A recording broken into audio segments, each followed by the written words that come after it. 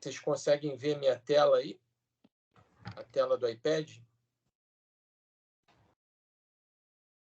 Sim, sim, dá para ver. Sim, dá para ver? Agora deixa eu só pegar a apresentação.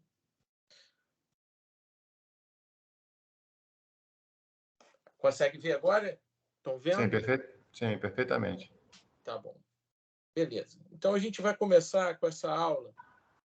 É uma aula sobre princípios físicos do ultrassom em anestesia regional, com otimização da imagem, tá? Como esse é um tema muito árduo, né? A gente falar sobre física é uma coisa que a gente geralmente não gosta, é uma aula densa. Eu procurei aqui selecionar 10 conceitos importantes, tá? Que são fundamentais para o entendimento do ultrassom e também, por consequência, entendimento da anestesia regional guiada por ultrassom. Então, o primeiro conceito, né? Esse é o mais básico e é muito badalado, que é o efeito piezoelétrico, né? É o efeito de formação da imagem propriamente dita. Então, o efeito piezoelétrico ele acontece através da liberação de ondas ultrassonográficas do meu transdutor. Esse efeito piezoelétrico ele acontece de forma que eu transformo uma energia elétrica em energia mecânica. Então, eu estou vindo com a minha energia elétrica lá do aparelho de ultrassom, quando a gente liga na tomada, isso é transmitido através do transdutor. Na ponta do transdutor, a gente tem a presença dos cristais piezoelétricos, que eles ficam em constante movimentação, né? E eles liberam a energia mecânica chamada de ultrassom, né? Uma energia mecânica que se propaga através do meio. Essa energia mecânica, esse ultrassom, ele vai em direção aos tecidos, à imagem, às estruturas anatômicas que a gente quer ver ou interpretar, e eles refletem de volta ao aparelho.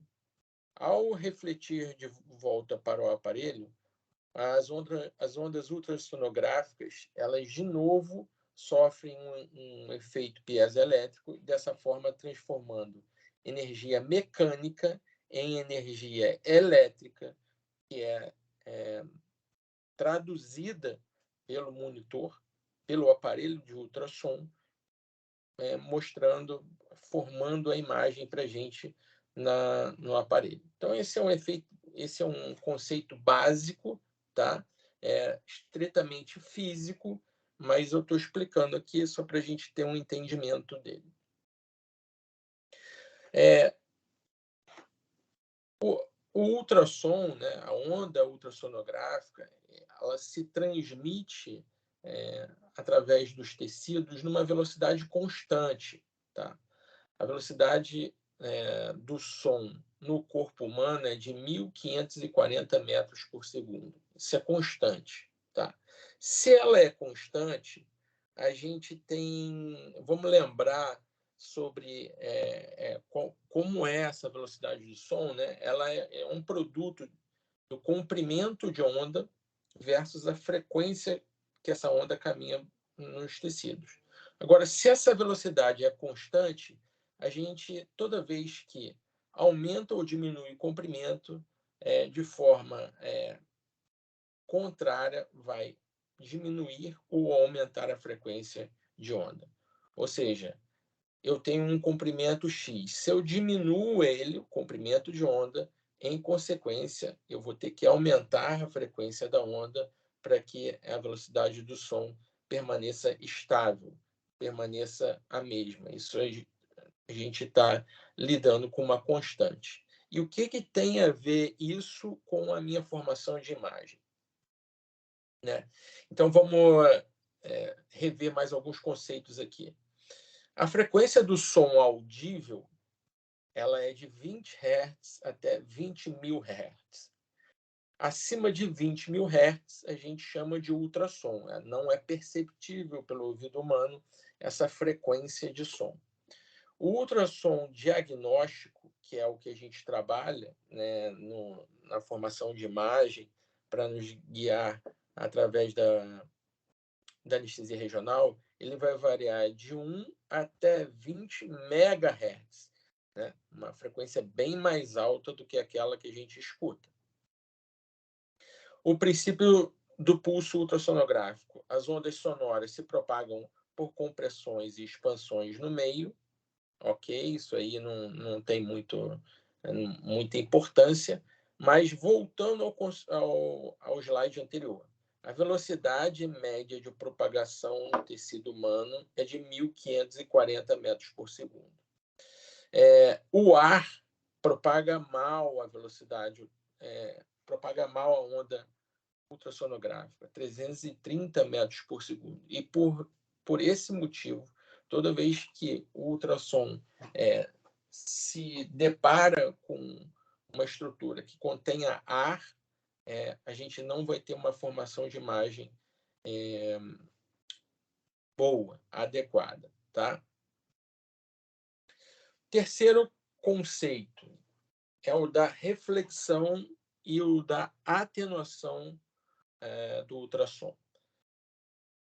Para ter formação de imagem ao nosso monitor, é necessário que tenha reflexão dessa onda ultrassonográfica. Então, essa setinha à esquerda que a gente está vendo descendo é o feixe ultrassonográfico saindo do nosso transdutor, indo em direção ao tecido, só que ele bate no tecido e se reflete, que é a setinha que a gente está vendo à direita.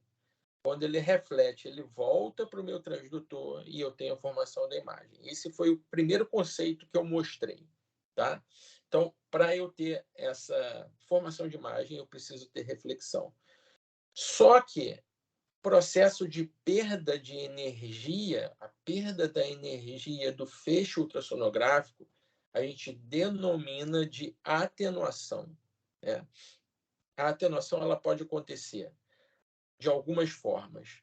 Primeira forma, o ângulo de reflexão é completamente diferente, ou melhor, o feixe refletido ele não retorna ao transdutor, ele vai para uma direção completamente diferente do que a gente pretende, pela insonação do feixe ultrassonográfico.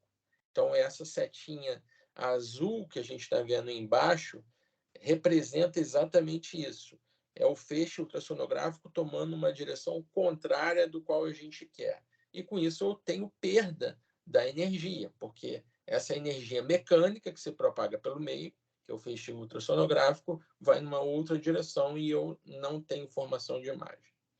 Uma outra forma de se perder energia pela passagem do feixe ultrassonográfico é ele tomar direções diversas, ou seja, um exemplo claro disso é o sangue, né? A corrente sanguínea. A corrente sanguínea tem diversas células, essas células refletem o feixe ultrassonográfico, só que o feixe ultrassonográfico vai nas mais diversas direções possíveis, e com isso eu vou perdendo energia do feixe ultrassonográfico. E a terceira forma é pela própria absorção de calor, tá? Então, à medida que o feixe ultrassonográfico vai passando pelos tecidos, essa energia vai sendo absorvida pelos tecidos. Tanto é que, de certa forma, a gente pode ver, o transdutor esquenta, né? E os tecidos podem esquentar um pouquinho se a gente faz um ultrassom num local específico durante muito tempo, tá? Então, essas são todas as formas de atenuação do feixe ultrassonográfico. Por esse motivo, por exemplo, quando a gente usa o transdutor de alta frequência, chamado de transdutor linear, a gente não consegue uma imagem acima de 6 centímetros de profundidade, porque toda a energia, houve uma grande atenuação de energia durante essa passagem do feixe ultrassonográfico pelos tecidos até 6 centímetros de profundidade. Então, aqui a gente vê alguns coeficientes de atenuação de acordo com os tecidos. Quando a gente analisa aí embaixo, como a seta vermelha está mostrando, tanto o sangue quanto a água, eles têm um coeficiente de atenuação baixo, tá? Por exemplo, o osso tem um coeficiente de atenuação altíssimo, ele tem uma absorção da energia muito alta. Por esse motivo, quando a gente encontra um vaso sanguíneo, a gente pode ter um artefato, que eu vou explicar a seguir, que é de aumento ultrassonográfico, aumento da energia posterior, tá? Eu vou explicar isso melhor à frente. Só fica, por enquanto, vocês com esse conceito, por enquanto, que esse aumento de energia se chama reforço acústico posterior. Transdutores. A gente tem vários transdutores diferentes em ultrassonografia. Em anestesia regional, a gente basicamente vai usar 2 tipos de transdutor. Os transdutores lineares são transdutores de alta frequência que formam uma imagem com uma qualidade alta, tá? Altamente qualificada. Então, aqui a gente tem 3 tipos de transdutor linear. A gente tem os transdutores lineares para adultos, que são esses com um círculo vermelho, e a gente tem os transdutores lineares pediátricos, chamados de taco de golfe, né? Então, a gente consegue ver que a extremidade do transdutor, também chamado de footprint, ele é reto, né? A gente tem uma imagem de alta qualidade, e esse é um transdutor que pode ser utilizado para pacientes pediátricos pequenos. Um outro tipo de transdutor que a gente utiliza, eu falei que são basicamente 2, né? Os lineares de alta frequência e os transdutores de baixa frequência, também chamados de transdutores convexos, pela sua extremidade convexa.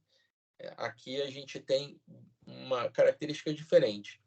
É um transdutor que consegue enxergar profundamente, mas ele não tem uma qualidade de imagem tão boa.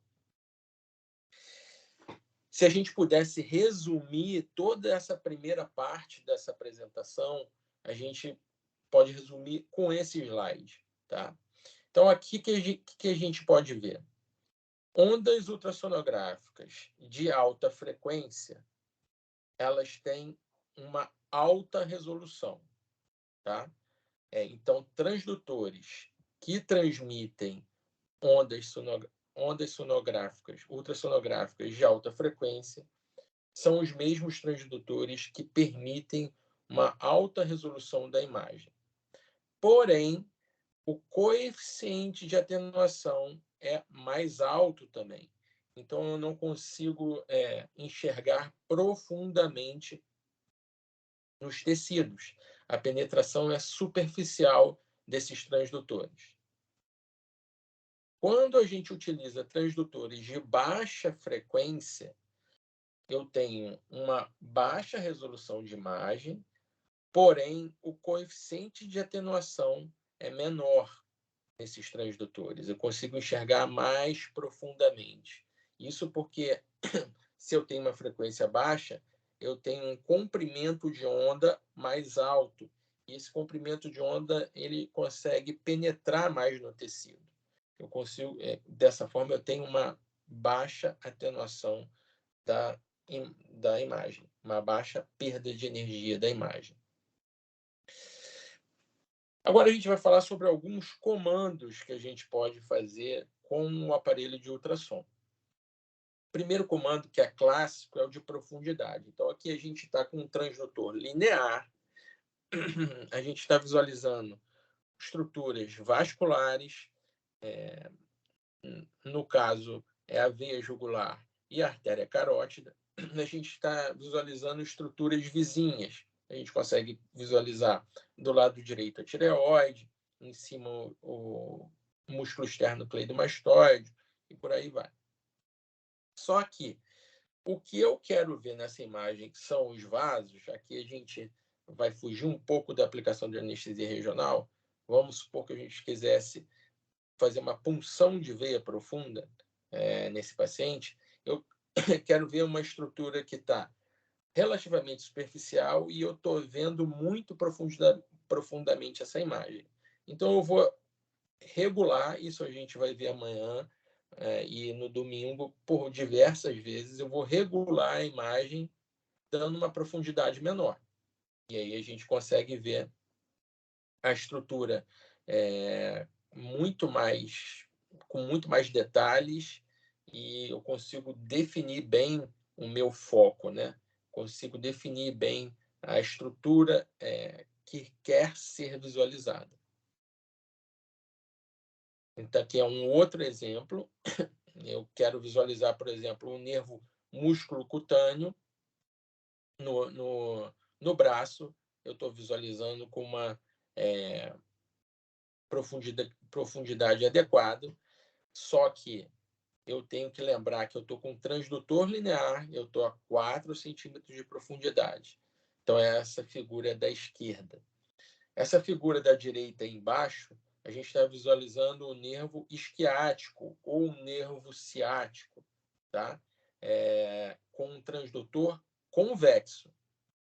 Eu também vou regular a profundidade de forma que eu consiga visualizar o nervo de uma forma correta, adequada, só que eu estou usando aqui à direita um transdutor com menor qualidade de imagem.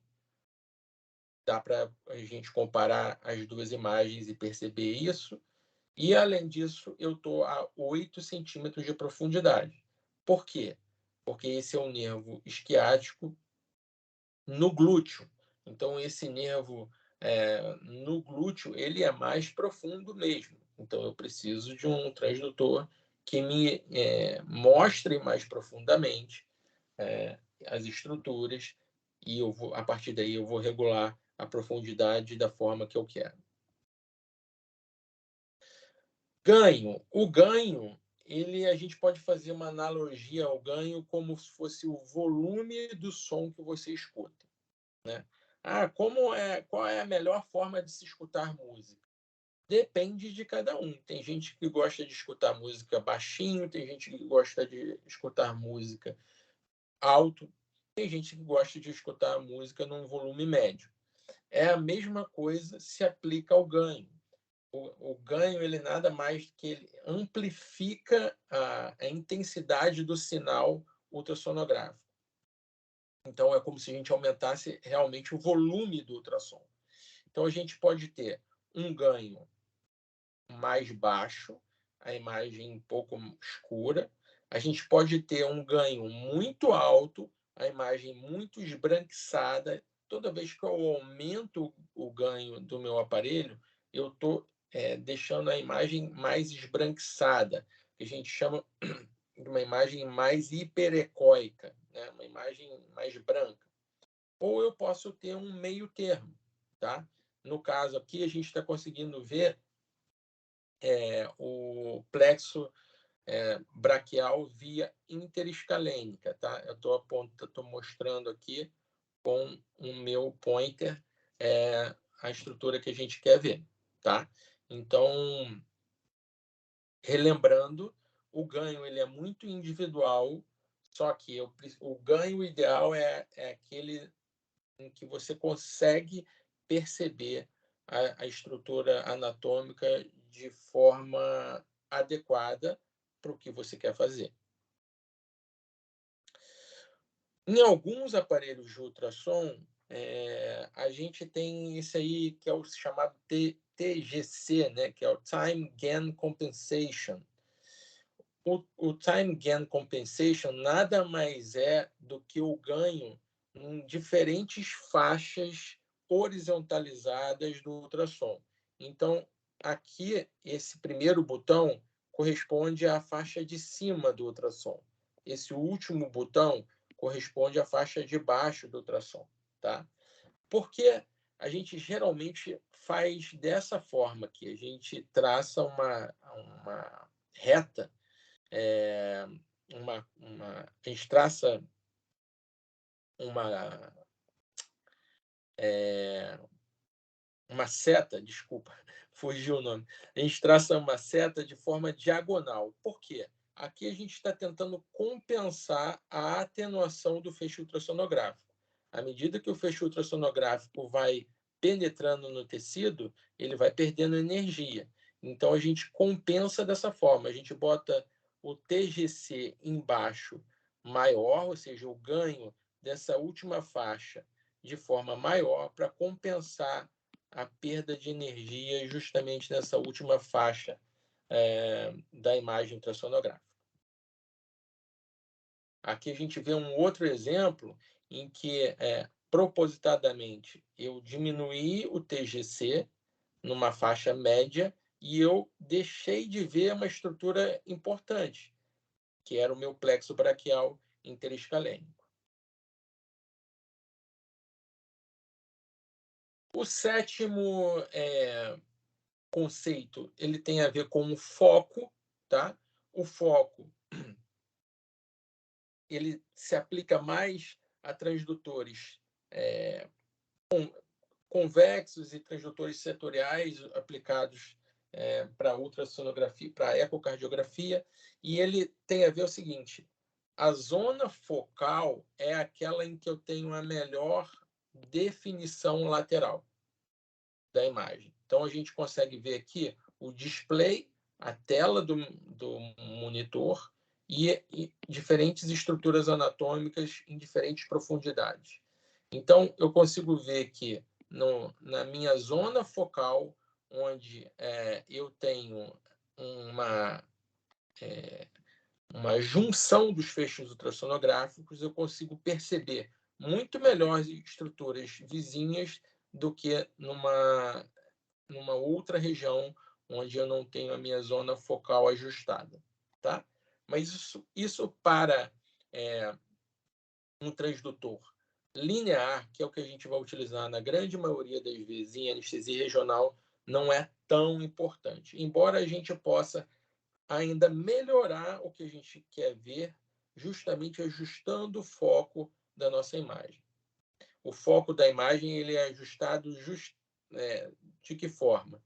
Eu vou subindo ou descendo esse foco. Então, é como se eu estivesse levando ele para a direita ou para a esquerda. E essa zona focal vai vindo para a direita ou vai vindo para a esquerda.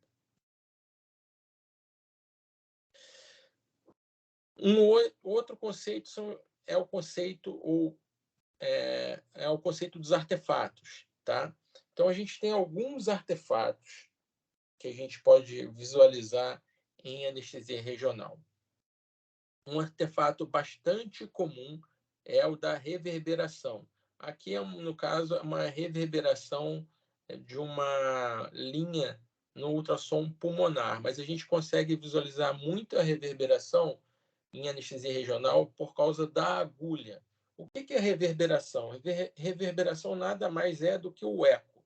Quando você entra numa caverna e fala numa caverna ou dentro de um ambiente muito ecogênico, é possível de você reverberar a sua voz. E isso acontece porque o feixe ultrassonográfico ele pode entrar ele penetra entre as duas paredes da agulha. A gente tem que lembrar que a agulha, na sua região central, ela é oca, né? Senão ela deixa de ser uma agulha de injeção, pelo menos. E aí o feixe ultrassonográfico ele fica preso ali dentro. Dessa forma, o nosso monitor vai interpretar esse feixe ultrassonográfico preso dentro da agulha através dessa linha vertical, tá? Que a gente chama de reverberação. A imagem em espelho é um tipo de reverberação também. Então, a gente consegue ver a agulha querendo atingir esse alvo aqui, e a gente visualiza a agulha como se fosse um espelho vindo de baixo para cima, ao invés de cima para baixo. Um outro artefato bastante comum em anestesia regional é o chamado bone shadow, ou o que a gente chama de sombra acústica, né? A sombra acústica é toda vez em que o feixe ultrassonográfico encontra uma estrutura altamente densa. Um exemplo clássico disso é osso, né?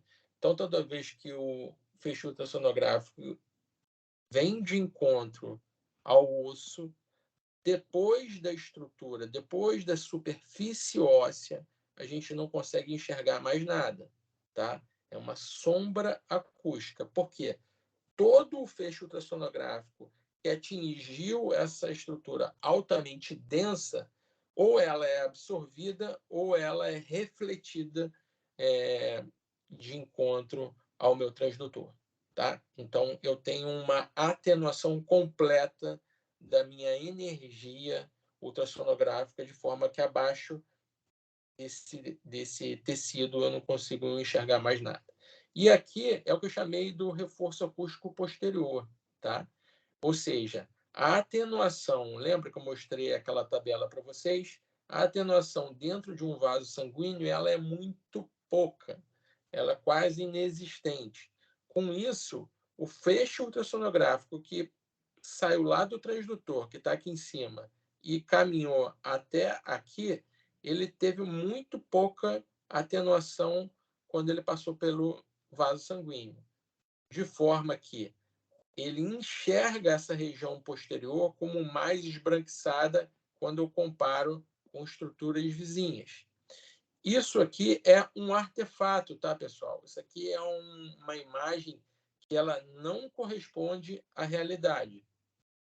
Não tem uma estrutura diferente aqui comparado à sua estrutura ao vizinho. Então, vou até fazer um desenho aqui em vermelho. Isso daqui, se eu for comparar com essa estrutura do lado, são aparentemente estruturas diferentes, tá?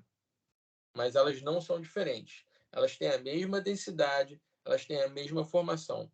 Por que isso é importante em anestesia regional? Às vezes a gente pode confundir e achar que trata-se de um nervo aqui, que tem esse aspecto hiperecóico e esbranquiçado. Anisotropia.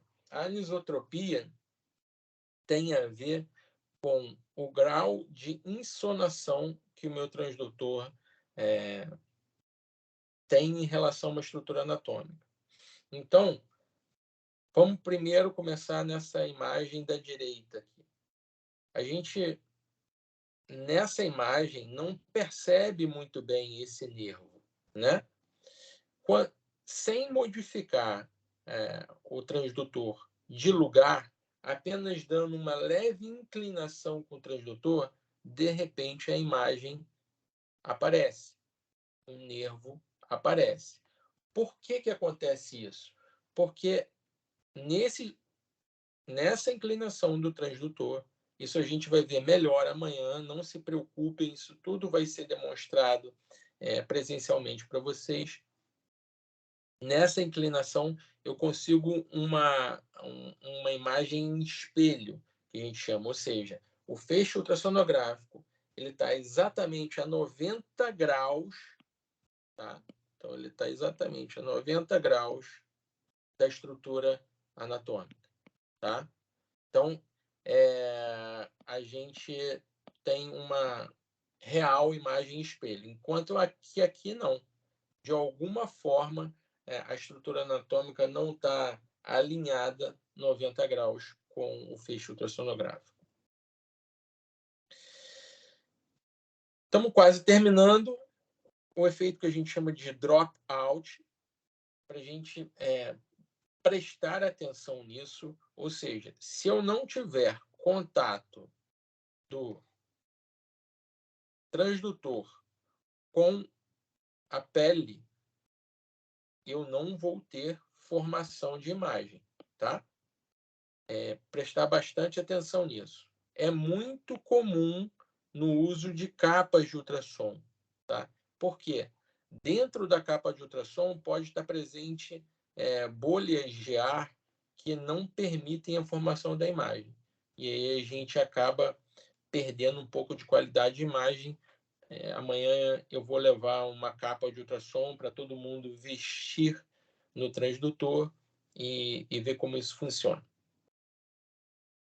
O efeito Doppler é importante em algumas situações, em algumas regiões anatômicas onde há presença de vasos. A gente sabe que um dos objetivos da anestesia regional é justamente evitar complicações, tá? Então, uma das complicações que a anestesia regional guiada por ultrassonografia evita é justamente a injeção intravascular de anestésico local, que pode levar a toxicidade. Então, é importante só a gente ter uma noção do que é o efeito Doppler. O efeito Doppler é um efeito que leva em consideração uma medida relativa. Então, os vasos sanguíneos, o sangue proveniente dos vasos sanguíneos, toda vez que se aproxima do transdutor, ele aparece numa cor vermelha, e toda vez que ele se afasta do transdutor, ele aparece na cor azul, tá? Nada mais é que esse feixe ultrassonográfico que é transmitido pelo transdutor, ele bate nas células sanguíneas e retorna numa frequência mais alta quando esse sangue se aproxima, e ele retorna numa frequência mais baixa quando esse sangue se afasta. Isso é lido pelo aparelho de ultrassonografia de forma vermelha, no aumento de frequência, e de forma azul, na diminuição dessa frequência relativa. Então, só para a gente ter um exemplo, vocês escutam bem, isso acontece quando o carro passa por um observador. Toda vez que o carro se aproxima com uma buzina, essa buzina aparece mais aguda, de uma intensidade mais aguda, e toda vez que essa buzina se afasta da gente, esse som aparece mais grave. Isso é utilizado, por exemplo, em ecocardiografia, não vou entrar muito nesses detalhes. Aqui é um exemplo que a gente pode ser usado para anestesia regional. Então, a gente vê aqui o plexo braquial na região axilar, e a gente percebe diversos vasos sanguíneos aqui, veias, artérias, e a formação do efeito Doppler, que é justamente para a gente evitar de puncionar essas estruturas. Os movimentos dos transdutores. Aqui eu vou passar mais rápido, porque isso a gente vai trabalhar bem amanhã. Deslizamento, rotação, angulação, também chamado de tilt, a gente fala muito tilt, né, que é o termo em inglês, e pressão. Muitas vezes a gente precisa dar uma pressão um pouco maior no tecido para que a imagem fique de forma perfeita. Então, essa primeira aula a gente encerra por aqui. A gente pode tirar as dúvidas todas no final, né? Eu acho que fica melhor dessa forma. Vamos passar para a segunda aula, tá? Que é uma aula de agulhamento, e falar um pouco para vocês de anestesia regional contínua. Então, o agulhamento ele é bastante importante, porque se a gente estiver com a agulha no local errado, a gente está fugindo de toda o conceito de segurança que a anestesia regional guiada por ultrassonografia nos dá, tá? Então, para que isso seja possível, para que a gente tenha um bom agulhamento, a gente tem que ser muito criterioso com a nossa ergonomia.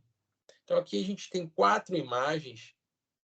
Essas imagens são retiradas desse site. Esse site é bastante legal. Quem quiser fazer uma consulta, vale a pena, tá? Para quem não está percebendo, esse aí é o Dr. Peng. Ele trabalha na Universidade de Toronto, que é a que fornece e que produz esse site. Então, olha só, nessa imagem aqui da esquerda, em cima, eu tenho o médico olhando diretamente para a tela do aparelho de ultrassonografia, tá? A gente tem essa é a forma correta, tá? Então, quer dizer, a visão do médico diretamente para a tela do aparelho, do ultrassom, com a estrutura anatômica que a gente está agulhando, também perceptível de uma forma fácil, tá? Então, essa é uma forma correta. A gente está legal. Embaixo, a gente já tem uma forma totalmente errada. Eu tenho meu pescoço virado. Então, primeiro, que a gente, através disso, vai ter pode ter aí uma dor bastante intensa quando terminar o procedimento. A gente fica com um esforço tremendo todas as vezes que a gente faz isso, tá? E embaixo, a gente está agulhando esse paciente, tá? Eu quero que vocês percebam que a agulha está numa visão completamente diferente da visão que o médico está tendo nesse caso. O que pode acontecer aí? É aquela velha história. Olha, não estou vendo a minha agulha, não estou vendo a minha agulha. Quando você vê, sua agulha está cravada no pescoço, por exemplo, num bloqueio do plexo braquial interescalênico, que é justamente nesta posição, e aí você está com uma agulha cravada no pescoço do paciente, provocando uma iatrogenia. Tá? Então, essa é uma forma que não é legal, não é uma forma adequada. De novo, vamos aqui para o lado direito em cima. É uma posição ergonômica boa, porque a altura da mesa está tá adequada, o braço do médico está apoiado, ele não está com o braço no ar, fazendo esforço, ele está confortável. Tá? Então, a altura dos braços de forma confortável. Quando a gente compara embaixo, a mesa está bem baixa, o médico está curvado, então está de uma forma completamente errada. Tá? Aí a gente vai ter muito mais dificuldade fazendo o bloqueio dessa forma quando comparada com a figura em cima. O agulhamento, propriamente dito, ele pode ser feito de 2 formas. Em plano, que é essa forma da direita, ou fora de plano, que é essa forma da esquerda. Tá? Em plano, a gente consegue visualizar toda a agulha, da sua base até a ponta. Fora de plano, a gente observa apenas um momento da agulha, seja a ponta, seja o momento médio ou a base da agulha.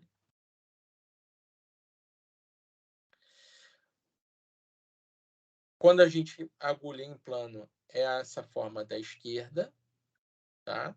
Então, a gente está colocando a agulha na mesma direção do feixe ultrassonográfico do meu transdutor linear, no caso, e fora de plano, quando eu boto a agulha num eixo em que o meu transdutor, meu feixe ultrassonográfico, vai cortar apenas um pontinho dessa agulha. O agulhamento em plano é o mais importante, principalmente para quem está começando a fazer anestesia regional, tá? Vale a pena a gente observar alguns aspectos aqui. Esse vídeo ele é bastante explicativo. Ele mostra, toda vez que a gente curva demais a nossa agulha, o feixe ultrassonográfico começa a bater na agulha e seguir direções completamente diferentes da que a gente quer. A gente quer que esse feixe ultrassonográfico retorne para o meu transdutor para que eu tenha a formação da imagem.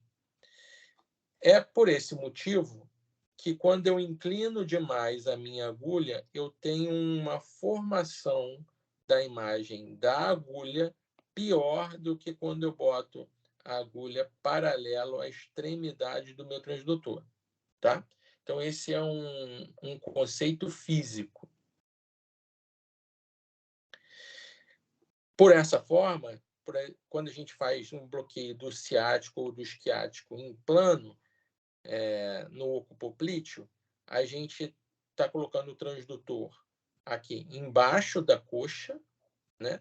Só que a agulha está entrando na lateral da coxa, para que eu forme esse ângulo de novo, de 90 graus do feixe ultrassonográfico com a agulha. E aí eu consigo visualizar a agulha bem. Se eu inclinar demais essa agulha e entrar aqui muito rente do transdutor, e inclinar demais essa agulha, eu vou perder em definição de imagem da agulha. Essa imagem que eu estou mostrando, de um bloqueio real, a gente consegue perceber exatamente onde está a ponta da agulha. Isso é muito importante. Fora de plano, eu só vou perceber uma pontinha da agulha, um momento da agulha. E a gente quer que esse momento seja justamente a ponta da agulha, tá? Que é o importante. Isso requer mais treinamento e é por essa forma, dessa forma que iniciantes, quem está começando, quem não tem muita experiência em anestesia regional guiada por ultrassonografia, a gente não recomenda os bloqueios fora de plano, tá? Aqui está só um exemplo, é um vídeo real de um bloqueio do plexo braquial fora de plano. Então, a gente consegue ver o plexo braquial aí no meio. Ele está progredindo com a agulha, tá? Em direção ao plexo braquial. Então, é até difícil de perceber onde está a ponta da agulha, tá? É claro que quem tem experiência consegue perceber com maior exatidão, mas é muito mais difícil, é um bloqueio que envolve mais riscos, tá? Vamos passar, senão a gente fica muito tarde. Bom, para nossa alegria, as empresas, os fornecedores de material, de material de anestesia regional, desculpa, eles estão fabricando as agulhas chamadas hiperecogênicas, né? As agulhas sonovisíveis.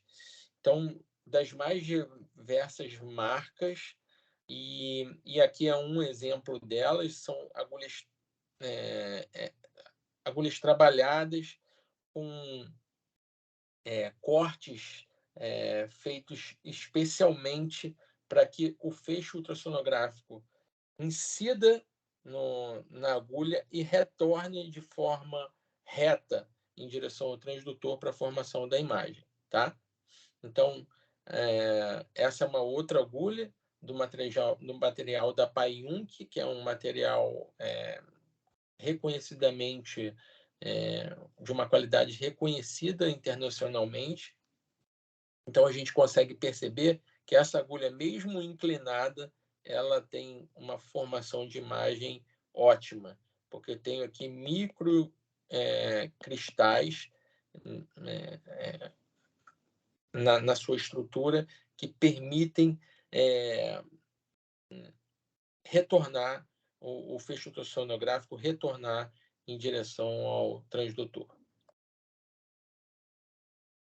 Vou falar rapidamente sobre catéteres agora, tá?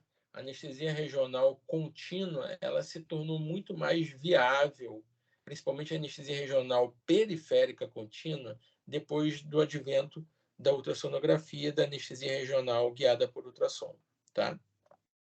Então, a gente pode fazer de duas formas.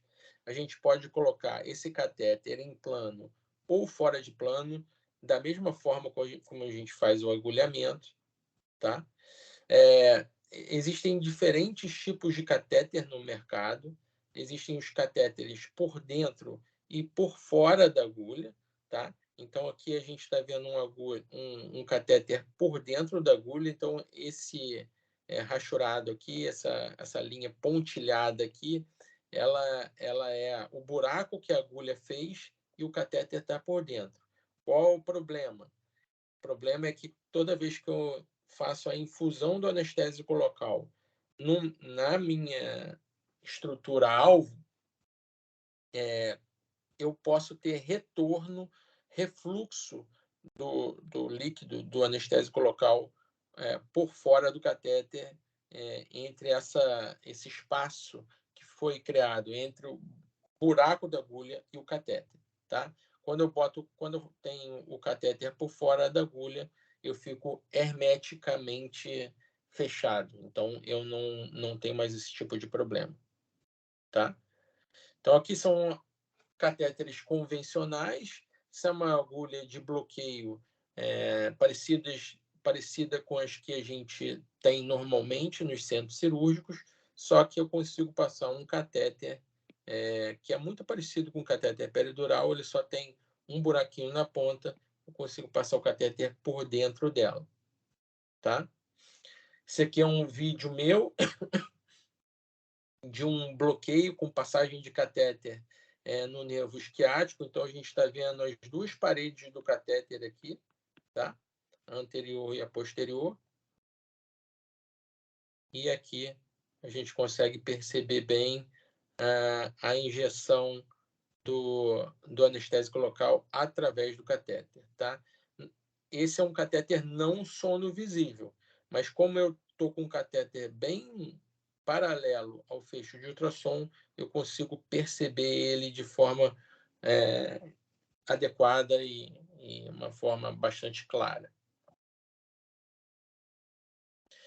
O catéter por fora da agulha, a gente tem algumas marcas no mercado, sem nenhum conflito de interesses. Eu trouxe aqui o da B. Braun para vocês, tá? Todas as marcas têm os seus catéter ecogênicos por fora da agulha. Então, aqui vai passar um videozinho rápido. Isso aqui, a agulha corre até o meu local de bloqueio e o catéter vem por fora, tá bom? Vamos deixar passar um pouco o vídeo. Eu tenho essa presilha que vai poder guiar a gente. Amanhã vocês vão manipular esse catéter, tá? Eu vou levar lá para vocês, para que a gente possa utilizar ele. Então, aqui eu estou fazendo um bloqueio na coxa do paciente, tá? Então, eu estou levando o meu catéter até a estrutura que eu quero ver, a estrutura que eu quero bloquear. E aí, você mantém o catéter e puxa a agulha de dentro do catéter, e o catéter já está posto, tá? Então, esse é um catéter por fora da agulha, não tem aquele problema de refluxo, e ele é ecogênico. Essa é uma outra marca da Paiun, o catéter ecogênico, funciona como se fosse um gel, que eu vou passar também rápido, que amanhã a gente vai ter esse material para utilizar. Vou passar um pouco mais rápido aqui. Aqui é só bombas de infusão, bombas elastoméricas, bastante utilizado em ortopedia, para quem faz ortopedia, ou até mesmo em pós-operatório de cirurgias de maior complexidade, cirurgias abdominais, torácicas, tá? Que permite a gente ter uma infusão nesse tipo de bomba elastomérica fixa ou ter uma infusão variável com mecanismo PCA. Amanhã a gente vai conversar bastante sobre esses tipos de bomba também. Vão ter lá bombas para vocês verem como é que funciona. Aqui é um tipo de tunelização que eu utilizo muito para ter menos perda de catéter. Um dos problemas dos catéteres em nervos periféricos é justamente o deslocamento. É bastante comum, tá? O deslocamento desses catéteres em nervos periféricos, que a gente não tem estruturas para ancorar esse catéter. Alguns locais do corpo, os catéteres ficam melhor colocados, como, por exemplo, na região infraclavicular. Vocês vão ver isso dentro das estações.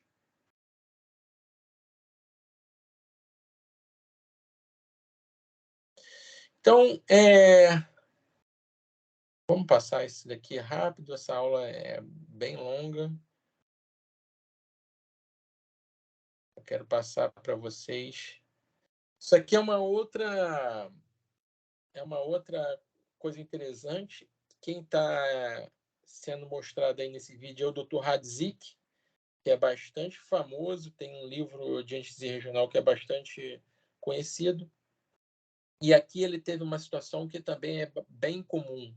Ele teve a perda do sítio ejetor, tá? O que ele faz aí, ele recomenda, e que é interessante aqui. Ele faz uma asepsia desse local novamente, corta a parte do catéter proximal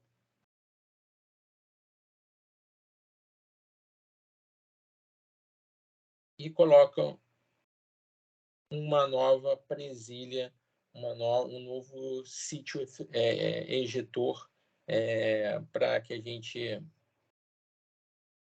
tenha um catéter funcionante novamente. Tá? Achei interessante mostrar isso aí para vocês. Vamos lá. Um dos problemas do catéter, além do deslocamento, é justamente infecção, tá? Então, a colonização ela é bastante frequente, mas a infecção ela é bem rara, tá? E ela está muito mais associada a um uso inadequado do catéter, àquela equipe que não passa a visita no catéter, não percebe o primeiro sinal de hiperemia no ósseo de entrada do catéter, do que propriamente uma coisa inesperada e que vai acontecer com frequência. Tá? Esse é um estudo que saiu na Anesthesiology, um estudo com mais de 4.000 bloqueios com o uso de catéter, tanto a nível periférico quanto a nível central, em que ele mostra que 99% dos catéteres periféricos e 99% dos periféricos e epidurais, a infecção ela aconteceu depois de 4 dias de manutenção do catéter. Eu posso dizer para vocês que vai ser raramente isso vai acontecer. Vocês ficarem com mais de 4 dias de um catéter em nervo periférico, porque até esse tempo o trauma cirúrgico já vai ter diminuído bastante e não vai ser mais necessário vocês usarem um catéter de nervo periférico por esse tempo todo. Tá? Para fechar aqui, anestesia regional contínua pode ser utilizada em qualquer momento do perioperatório. Desenvolvimento e lançamento de novos produtos no mercado favorecem o aumento da taxa de sucesso. A anestesia regional, quando bem aplicada, promove a recuperação cirúrgica acelerada, treinamento e vigilância para aumentar a efetividade e reduzir os riscos dessa técnica, tá? Então, assim, eu estou aqui, deixa eu descompartilhar a minha tela. Vamos lá, vamos voltar aqui.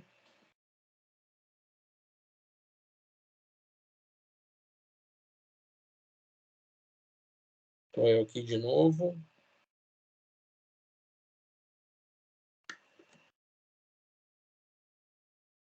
Pessoal, perguntas. Está todo mundo vivo aí? Ou o pessoal desmaiou?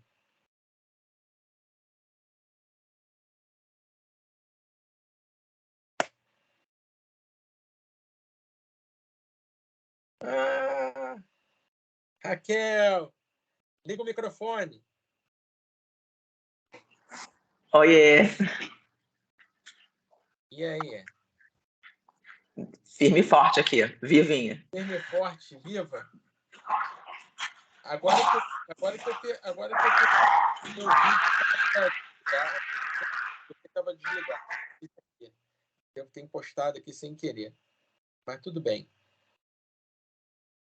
É que se eu ficar com o microfone aberto, tem duas caninas que estão fazendo uma zona aqui, nem vou escutar nada que vocês estão falando. Até com o microfone fechado. Não, beleza. E aí? Diz aí, Raquel, qual a dúvida? Você quer perguntar? Então, dúvida nenhuma, foi ótimo. Louca para ver esse cateter em ação, que eu nunca passei. Opa, amanhã a gente vai passar. A gente vai passar 3 tipos de catéter amanhã. A gente vai passar o catéter convencional por dentro da agulha. A gente vai passar aquele catéter da B. Braun ali. Ele é um catéter por fora da agulha, é uma agulha longa. A B. Braun antigamente tinha esse sistema para fazer hack contínua, tá? Quem é mais velho que vai lembrar, mas quem é mais novo não viu esse material que eles tiraram do mercado, tá? Mas é o mesmo tipo de material, tá?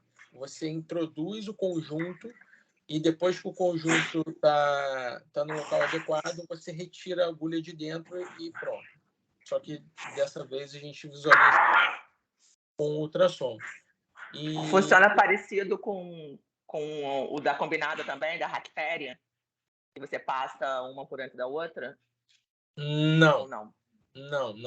Não funciona. Não funciona, não. E o terceiro catéter é o que eu mostrei ali, que eu vou levar, é o da Painunk, que ele é parecido com um gelco. Você entra, a visualização da agulha é muito boa, tá? Ela tem aquele preparo que você visualizar a agulha muito bem. Eu deixo o gelco e depois eu boto o catéter por dentro do gel. Do gel. Então a gente vai mexer nesses 3 tipos de catéter amanhã. Pode ser utilizado para dor também, para dor crônica. Algumas vezes eu utilizo isso para aqueles pacientes que têm dor crônica e que internam com uma agudização da dor. E aí eu deixo esse catéter alguns dias até a gente conseguir esfriar o processo, além de pós-operatório também. Estou te falando isso porque você trabalha com dor, então é mais uma aplicação que a gente pode ter.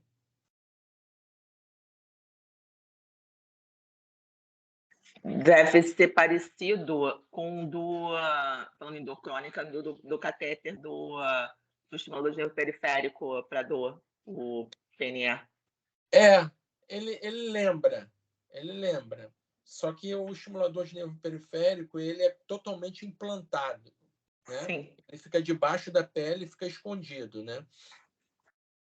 Mas aquele sem fio, que na verdade você não põe o estimulador, você põe só igual o catéter mesmo, e depois quando a gente quer usar, você só põe por cima da antena, você não implanta o aparelho, entendeu?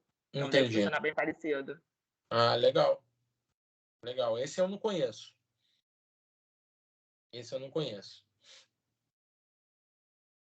É o que a Andrea Trescott faz, criou. Eu ouvi dizer, já ouvi falar desse catéter aí, mas ainda não vi. desse estimulador, não catéter, né? Desse estimulador, mas eu ainda não vi.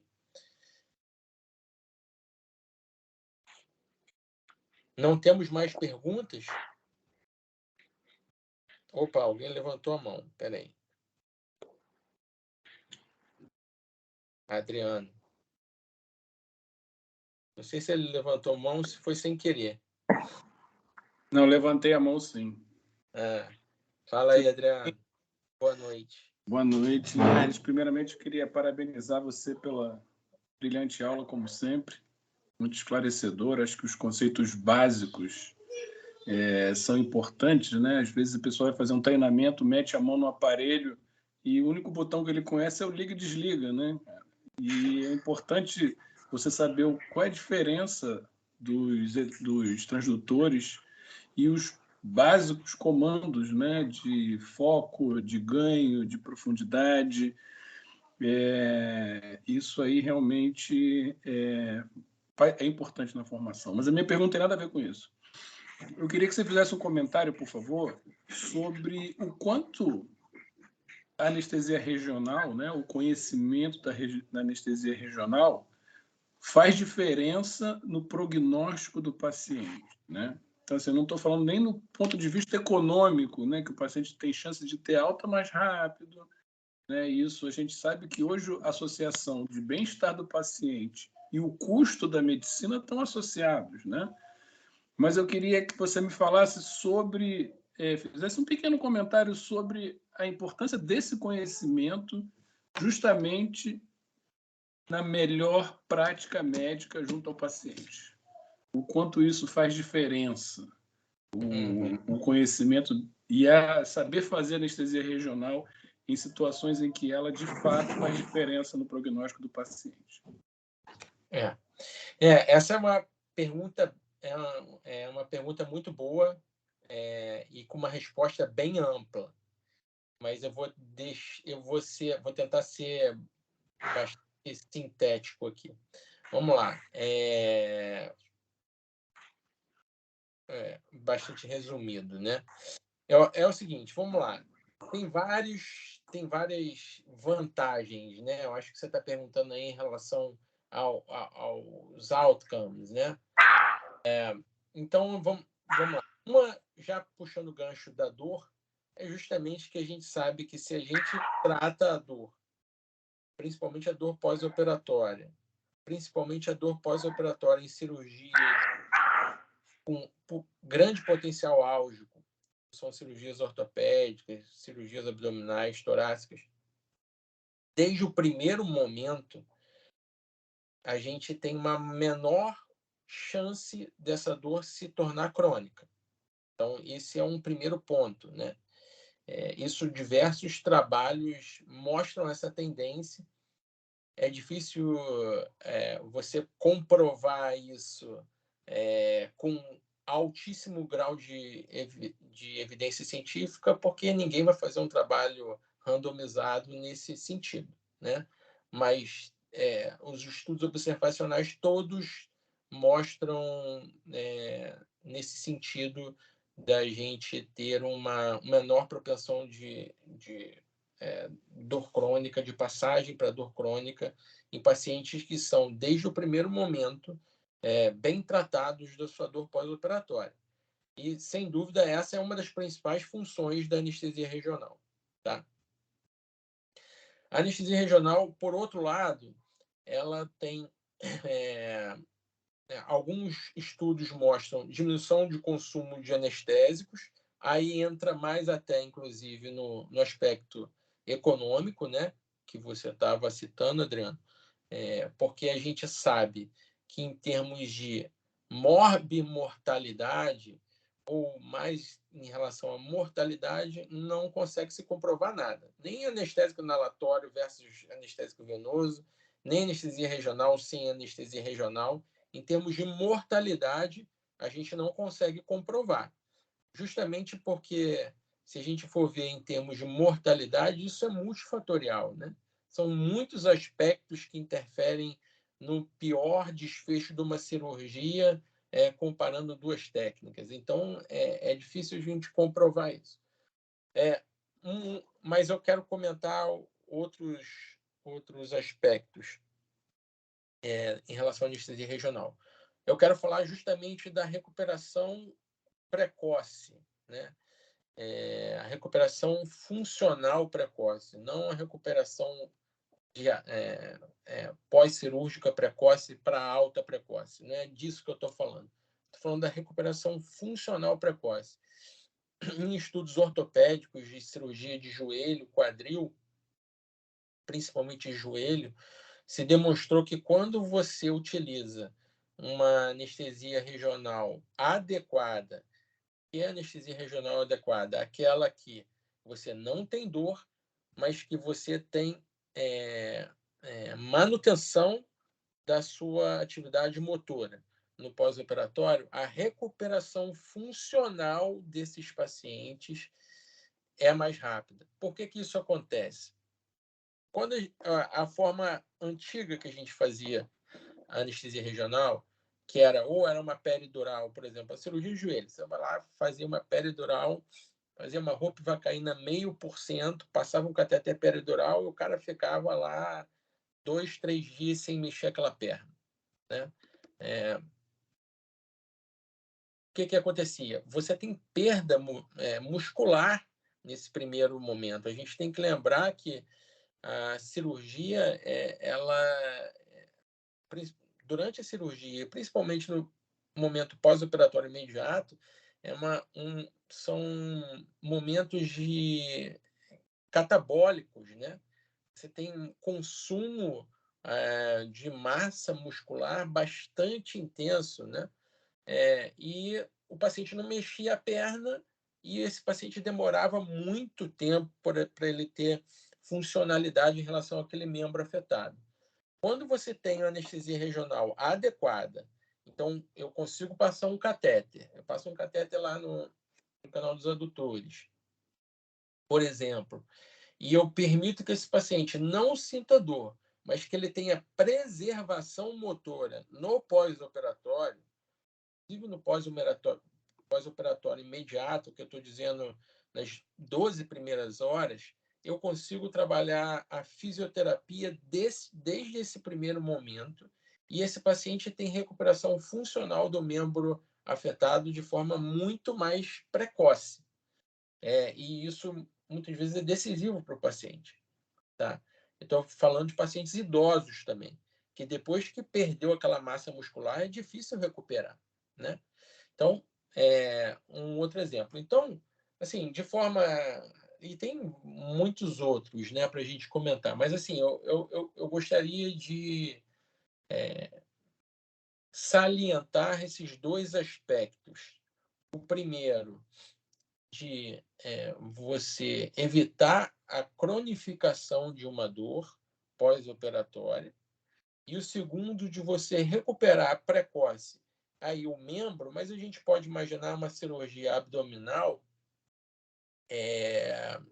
em que você pode, desde o primeiro momento, fazer trabalhos fisioterápicos também com o abdômen desse paciente. E esse paciente não ficar, por exemplo, com uma diátese de reto abdominal, que muitas vezes a gente vê. É um paciente que fica com a musculatura enfraquecida, que muitas vezes vai ter uma hérnia no pós-operatório. O pessoal fala, não, a hérnia foi porque o cirurgião fez uma técnica cirúrgica errada. Não, muitas vezes a hérnia é por causa do enfraquecimento da parede muscular e esse paciente tem uma hérnia depois. Então, acho que são muitos aspectos para a gente pensar. Um outro que eu lembrei agora, enquanto eu estava falando, que é em relação a gente tem cada vez mais pacientes de alta complexidade sendo operados. A medicina ela trouxe um prolongamento da expectativa de vida, né, da população no geral. Isso tem o aspecto bom, né, que é todo mundo viver mais, mas hoje é muito comum de você pegar pacientes de 90 anos, de 85 anos, de 80 anos, 75 anos para cima, que vão fazer os mais diversos tipos de cirurgia, né? E esses pacientes Então, não é porque eles vivem mais que eles deixam de ter um problema cardíaco, ou uma trombose venosa profunda, ou uma prótese, ou seja, uma arritmia, uma fibrilação atrial crônica. Então, esses pacientes estão vindo anticoagulados, com anticoagulação oral, né, que aqui no nosso meio mais comum é o xarelto, né, a rivaroxabana, e também duplamente antiagregados. Esse paciente, para você fazer um bloqueio de neuroeixo, é muito difícil, é quase impossível. Você tem que fazer uma constelação dos astros para que você consiga, naquele momento ali, ir lá e fazer uma peridural nesse paciente. Então, a anestesia regional periférica, para esses pacientes, passou a ser a solução. Então, a gente está falando dos bloqueios de membro, mas dos bloqueios do quadrado lombar, dos bloqueios do ESP. Então, são bloqueios que se tornaram factíveis para essa população que está aparecendo para a gente, né? Que são os pacientes de 70, 80, 90 anos. Tá? Então, são muitos aspectos, Adriana, mas que a anestesia regional, no geral, ela melhora a capacidade, ela acelera a recuperação funcional, ela impede a cronificação da dor e ela permite você dar opções analgésicas, anestésicas para pacientes com um nível de complexidade maior. A gente estava, só para concluir agora, a gente teve uma sessão clínica da Saerg, que até a Cecília, né, a Cecília Nobre participou, foi com o Guilherme Hulk, eu e a Cecília Nobre. E a gente estava discutindo justamente o uso de metadona para o pós-operatório. Tá? O Guilherme está nos Estados Unidos, está lá em Maine, quase terminando a residência dele, e isso é bem comum lá. Né? E eu acho que uma observação interessante que a Cecília deu nessa sessão foi justamente de que a gente tem uma cultura de anestesia regional muito rica. E talvez seja por esse motivo a gente não tem tanta experiência com metadona, por exemplo. Né? Eu vou precisar selecionar muito bem o paciente que eu vou utilizar metadona para um pós-operatório, eu vou utilizar metadona venosa com uma dose alta, né? A gente estava falando doses de 20 miligramas venoso de metadona para um pós-operatório, se eu tenho opções de anestesia regional à mão, né? Então, até nesse aspecto, que virou uma crise nos Estados Unidos, né? Que é a crise do abuso de opioide, a anestesia regional consegue, de certa forma, evitar que isso chegue para a gente. Né?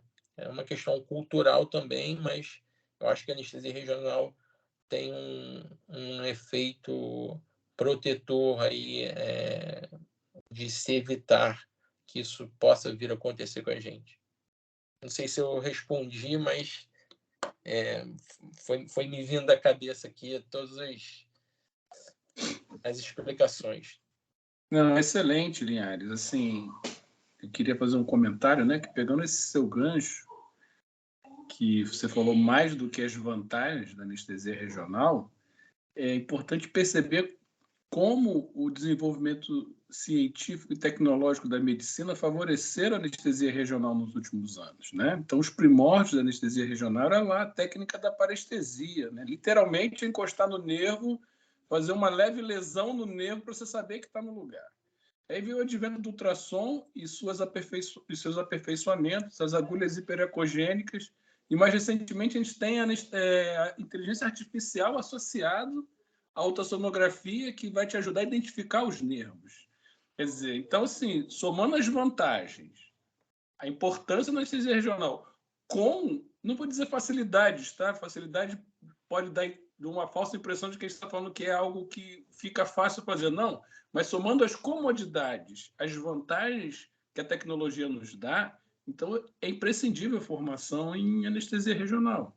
Que as pessoas cada vez mais tenham consciência que um anestesista hoje, para ser completo, ele tem que ter uma formação em anestesia regional, além do restante da formação que ele deve ter. Assim, quem é mais antigo, basicamente, anestesia regional era plexo, né? Plexo braquial, ponto.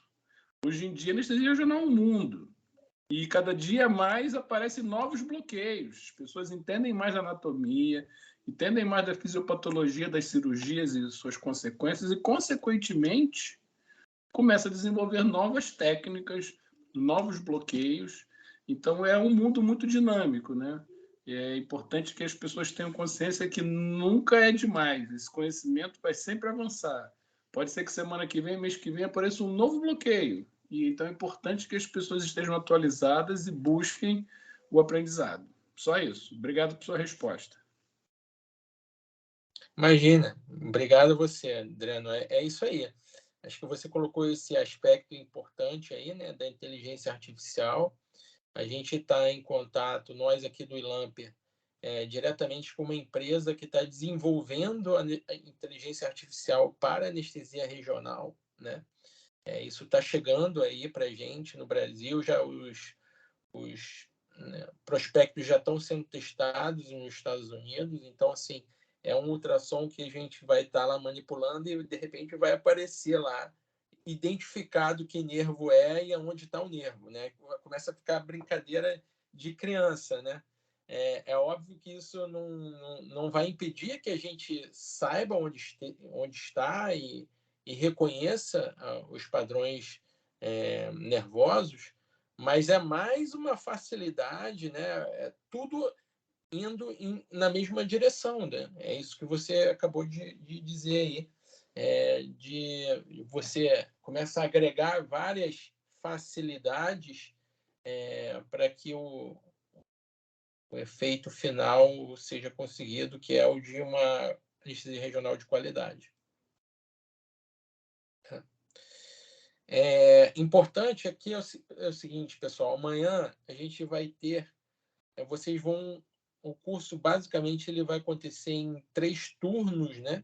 Então, sábado de manhã, sábado tarde, domingo de manhã, e vocês vão rodar. Cada turno desse corresponde a um grande grupamento de bloqueios. Então, os bloqueios dos membros superiores, dos membros inferiores e os bloqueios de tronco e abdômen.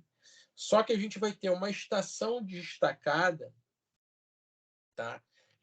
Que vai ser a estação justamente de agulhamento, passagem de catéter, etc., que vocês vão estar livres para praticar nessa estação durante todo o curso, fazer quantas vezes quiserem, fazerem e refazerem, e aí a gente vai até explicar isso diversas vezes durante o curso para vocês, tá? Mas é só para a gente salientar aqui, porque essa aula de hoje tem muito a ver com essa estação, que vai estar livre para vocês. Vai ser uma 4ª estação sem muita...